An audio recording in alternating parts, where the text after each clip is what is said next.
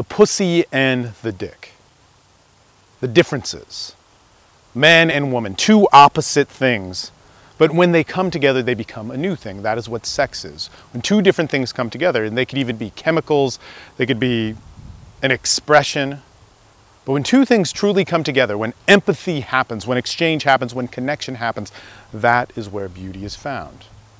And so often what I see in modern day society is people holding on to their differences, hiding behind them, not allowing them to express, not allowing them to connect, but finding the home in what makes them different, trying to regulate, trying to own, trying to label, trying to categorize, trying to protect. Why? Because at some point they felt pain and they thought it was about their individuality. They thought it was about their pussy. They thought it was about their dick. And what we don't realize is that for a man to become more of a man, he does not need to discover more of his masculinity. That may be a part of it, but the true discovering of his masculinity is not going to come from only being around masculinity, of honing it, of defining it. And to be a true woman is not going to be from being around more women and only learning about femininity and protecting that femininity. But where it becomes something new and where you have these unique character traits, when you have this pussy and this dick, is going to come when they come together, when they merge and they become one thing.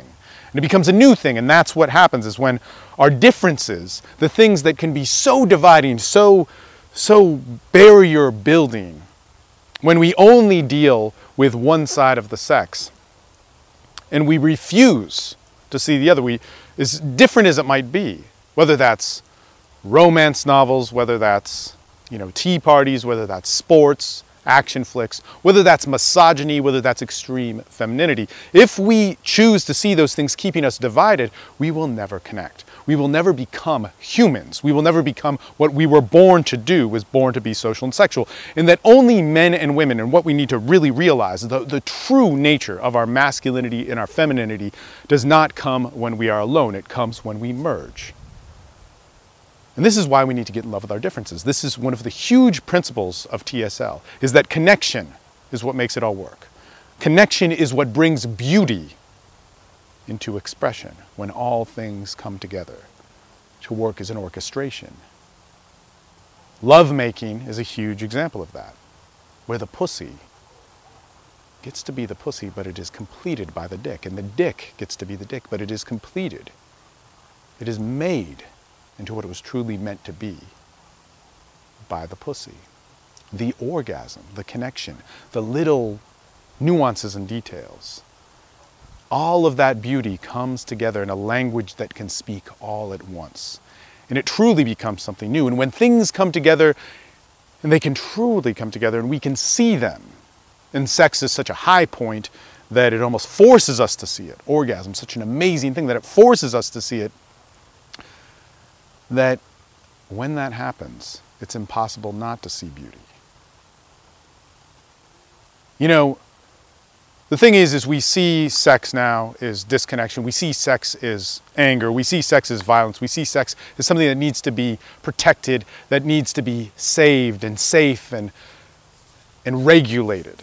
And limited from expression, but confined to what it's supposed to be and what society says it is. And so we see men not speaking with their dicks. We see women not speaking with their pussies. But in order to speak with their dick or their pussy, they have to do this. And then somehow they're going to be a woman. Guess what? You were born to be social. You were born to be sexual. So it is already within you. But here is the thing, is that the more we protect that, the more we limit it. And of course, we have to be wise and smart with our expressions. But if we haven't expressed, if we haven't felt, we'll have no clue of how it works. The beauty within sex is always there. It's always within you. No matter how much hate you have, it can always come out. And as I look at this and I think of beauty, and I'm in nature, when I look at the light behind me, and actually this shot, in order to set it up, I have about a 10 to 15 minute window to do it, and then it's done. I have to move locations, and the light won't work, the background won't work, the different factors, yada, yada, yada. And the only thing that I can control about this, the only thing that I can control, if all of this around me was pussy, the only thing that I could control is my expression. if all of it was whatever it is. And that in the world there's all this stuff around you that you cannot change. But at most I can change my expression. At most I can connect with it. And when I can orchestrate it all into perhaps this shot, I can't control the light. I can't control the ground behind me. I can't control the setting that I'm in. All I can do is put the camera in the right place, talk, and hopefully the right stuff comes out. And the beauty in the orchestration makes that happen. But so much we see sex as a point of control. So much we see sex is he's doing this, she's doing that.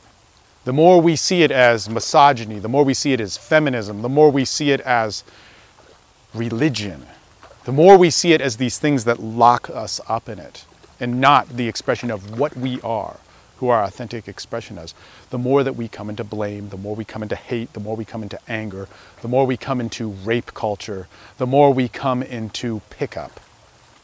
We start seeing that as a voice of who we are. And now, instead of us, we have lost our expression to a movement, to a cause, to something that doesn't even give a fuck about us, to something that has nothing to do with the sexual expression, but has to do with the expression or the assumed expression of other people. You know, one thing that I learned about my own hate, my own anger, my own misogyny, my own attempt at controlling things was that when I connected with women, when I connected to that different pussy in front of me, when I connected to a woman that I never thought I'd like, you know, we all have our preferences. When we think sex is about fucking tens or a certain type of dude or whatever, that's when we lose balance with sex. Sure, I have my preferences. I love darker skinned women, but when I saw a woman that wasn't that, and I had sex with her and she gave her body, her moment, her orgasm, her expression to me, and I got to experience her pussy, smell it, taste it, touch it, feel her body, feel her unique moans and orgasms and the pleasure that she got from actually pleasing me. When I got to see that, an expression of that beautiful moment that happens with all of us when we exchange sexually,